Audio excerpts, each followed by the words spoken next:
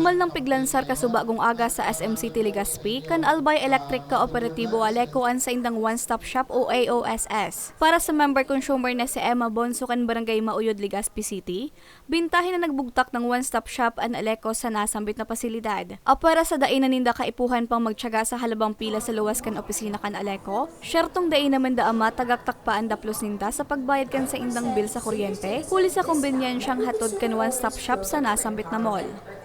Isang magandang oportunidad po sa lahat kasi po, batay po dito, puro barangay po silang mapunta. Bukod po doon yung mga new connection, pwede na po mag-apply. Saka libre po lahat ng mga, halimbawa, mapa-picture, libre na po lahat. Kaya maganda po itong programa ng Aleco para sa lahat ng consumers po ng Aleco.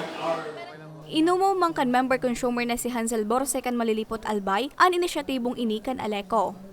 Actually, maganda may mga ganitong one-stop shop kasi at least nilalapit yung service sa tao. Kasi usually, pag sa office, medyo maraming tao, tapos kailangan mo pa pumunta na iba't ibang offices. So pag ganito, maganda siya kasi once, lahat ng services ng Aleco available na dito. Sigun sa tagapagtaram kan Aleco na si Ange Galero, obheto kan sa indang one-stop shop na mas mairani sa tawuan sa indang mga serbisyo, arog na nga ni kan pagbayad sa power bills, pag-update sa billing name o correction sa ngaran asin address kan member consumers, asin pagtaong kasimbagan sa iba pang mga kahaputan asin mga reklamo kan sa indang konsumidores.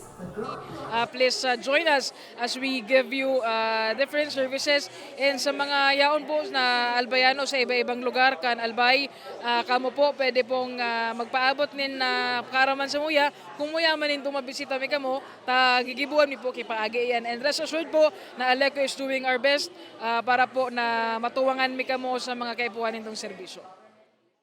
Puun sa masunod na simana, dadarahon naman ng Aleco one-stop shop sa iba pang banuan sa probinsya. Ito po kasing ginagawa namin. Halimbawa, may 3 magkakatabing barangay, tiga-cluster mi po siya. So, sa sarong venues in Dagabos. And for this week, kunyari, SM City Legazpi tayo. For next week, igukit ng ibang barangay and then continuous po siya. Magigirumduman, Abril 18 ngunya na taon, kanikunduser ang soft launching Aleco one-stop shop sa Barangay Bakong, Ligao City. Para sa mga baratang tatak Bicol, Regine Boy.